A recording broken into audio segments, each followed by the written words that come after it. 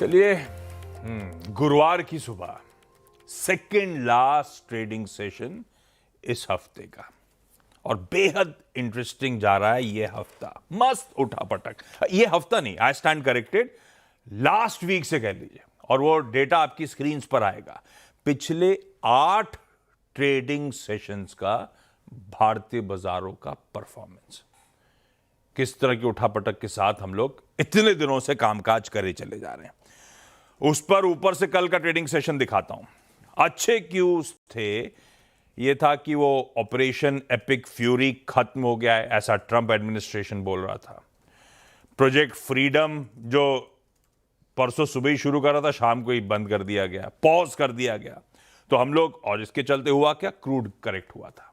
तो हमने गैप के साथ शुरुआत करी, शुरुआती ट्रेड में ही तेजी तूल पकड़ी। एक समय मेरे ख्याल से 225 पॉइंट के उछाल के साथ भारतीय बाजार वो शुरुआती ट्रेड में कामकाज कर रहे थे। उसके बाद वही मुनाफा वसूली का दबाव हावी होना शुरू हुआ। पर इंटरेस्टिंग था, इसको स्क्रीन पर रखिएगा। 12:30 बजे सास बोअर सेंसेक्स से शो कर रहा था मैं। उस समय प्रेशर माउंट होते होते जब वो शो खत्म होने जा रहा था, भारतीय बाजार लाल में स्लिप हो गए थे। वो 225 पॉइंट ऊपर वाला निफ्टी इन रेड ट्रेड कर रहा था, 34-35 पॉइंट लाल में चला गया। आधे घंटे बाद जब मैं न्यूयॉर्क कंपनी में लौट के आया, 1:30 बजे के आसपास, तस्वीर बदल चुकी थी।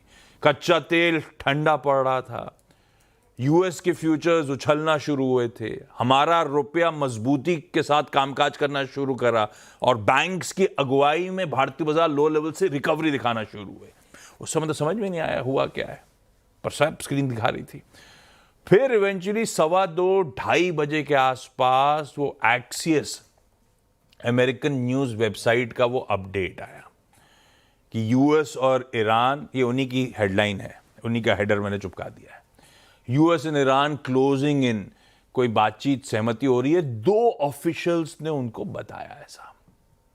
तब समझ में आया। और उसके बाद जब ऑफिशियली खबर आ गई 2:15-2:30 के आसपास, तो और तेजी तूल पकड़ गई भारतीय बाजारों की और फिर लेकर आएगा इंट्राडे स्क्रीन पर। इवेंचुअली 300 पॉइंट के उछाल के साथ 24,330 पर सेशन की समाप्ति होती हुई नजर आई। गजब था। अब ये हुआ क्या, कहीं हमारे साथ खेला हो बे या एक्चुअली कुछ जेन्युइनली हुआ है? क्योंकि ट्रंप एडमिनिस्ट्रेशन से ऐसा होता रहा है।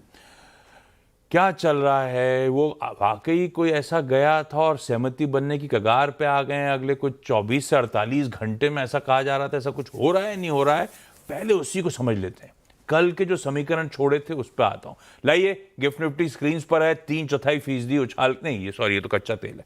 गिफ्ट निफ्टी लेकर आइए, फ्लैट ओपनिंग के इंडिकेशन दिखाता हुआ, ठंडा, कल के अच्छे मूव्स के बाद।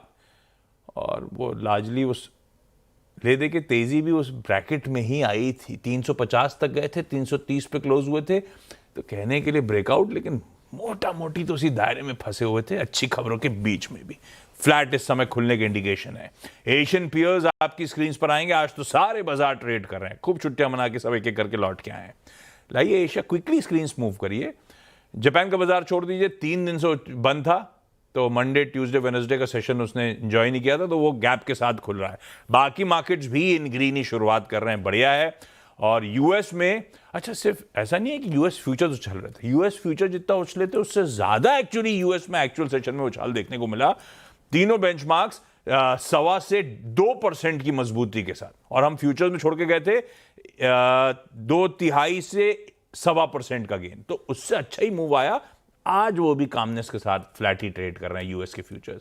तो अगर आपकी पहली प्लेट दिखाई कि जहां छोड़ा था उससे तो कुछ बेहतर ही हैंडओवर है, लेकिन ठीक है, फाइनेंशियल मार्केट तो किसी ना किसी न्यूज को लैच ऑन करने के लिए उत्सुक पड़े हुए हैं।